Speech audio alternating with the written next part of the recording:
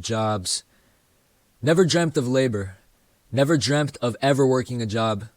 But one fine summer day, July to August of 2021, your boy applied for a job at a small pizzeria joint called Lito's Pizza, which, for those that don't live on the East Coast, it's a small pizzeria joint on the East Coast of America. I gotta admit that their French fries are amazing. I was a teenager. I was 16 years old. I barely had any money in my bank account at the time. Plus, I was doing this YouTube shit around this time, and I was not making any money because I only had like 100 subscribers, man. I needed some cash. So I went and worked there. I did not care that it was for what is literally considered one of the lowest rungs possible on the ladder in terms of a part-time job. I was about to be stacking that paper. You feel me? And thus begins my very short relationship with Lito's Pizza, because little did I know that I was about to experience the most awful month of my entire professional life. That's right, Earthlings, it only took me 1 month to get fired from this place. As a series of events that unfolded within that month, it sparked a passionate fire of dislike for the establishment known only as Lito's Pizza. There were 3 bosses there. Willie and John were the bosses there, and Susie was the manager.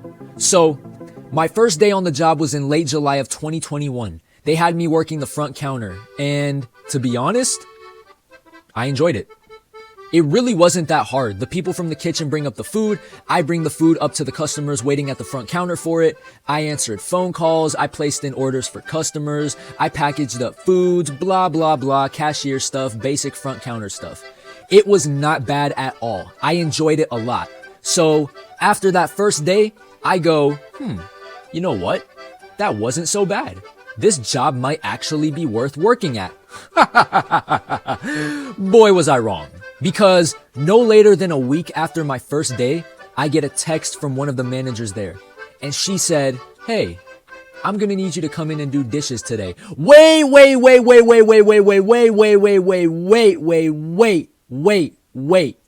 Time out. Dishes? No. Dish duty? In the dirty ass kitchen all the way in the back? Hell no. I specifically applied for front counter. Why in the hell are you making me work in the back in the dirty ass kitchen? But I really needed a paycheck, so I just said yes to her and agreed to come into work that day. See, each day I worked there from 5 p.m. to 10 p.m. 5 hours. And they paid you $14 an hour to work there. So you know I was making good bread for a 16-year-old. But I was a little bummed out because working at the front counter was so simple and so easy. Why all of a sudden did they switch me to kitchen duty? Ugh, disgusting. Anyways, next week came, I showed up to work, Susie took me to the kitchen. Bro, I'm not even kidding when I say this. The kitchen smelled like vomit and diarrhea in one combination. But lucky for me, I was working with this other dude, so I was not alone, and I had some help. Thank God. This kid's name was Ronnie. Basically, all we had to do at kitchen duty was clean a bunch of dirty plates, utensils, cups, trays, pots, pans, blah, blah, blah. Basic food utensil shit. You know. Kitchen duty was nothing like the front counter. The front counter was fun. I could talk to customers. I could see the daylight shining through the windows. I was just vibing in the front counter. But kitchen duty, I had to clean so many dirty utensils in the back of the building. No air conditioning. Hot as hell. No sunlight. Bugs flying everywhere. No windows. The smell of poop and vomit. Ugh. No, thank you. And basically that same day I was working with Ronnie, it was apparently his last day working there. So, you mean to tell me, after that day, I had to work kitchen duty all by myself? Nah, bro. So, I went to Willie and asked him if I could work front counter because I did not apply for kitchen duty. And he said, "Unfortunately, we are overstaffed at the front counter and nobody's working at kitchen duty. So I'm gonna need you to just work there for me and be strong for the company. Okay?" Which made literally no sense because there were literally only 2 people working at the front counter and there were 9 people in the kitchen. Talking about, we're overstaffed. Bitch, it's overstaffed back here in the fucking kitchen. I can't breathe. I'm claustrophobic. Bitch, put me at the fucking...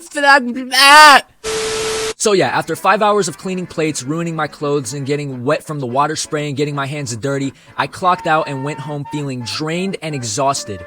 And I did not work until the following week. But I had to work extra shifts and I was basically there until 10 p.m. at night. When everyone else clocked out at 9, I was still working there, cleaning dishes by 10. This sucked. And I remember going home feeling exhausted and drained. And I was taking care of myself physically, mentally, spiritually, and emotionally around this time. But I started to feel a little depressed working there. And I wanted to quit so bad, but I needed to make this extra money. For me, the 3 main reasons I quit my job was because of kitchen duty, the amount of hours I had to work, and my fellow staff members that motivated me to quit. So, here are the main reasons why I quit my job at Lito's Pizza. Number 1, the manager didn't like me. I don't know why, she just didn't like me off rip. I was nice to her, I treated her with such hospitality and kindness, and she just didn't like me. I don't know why, she just didn't. She was a white chick named Susie. And she was the one who wanted me working in kitchen. And I don't know why.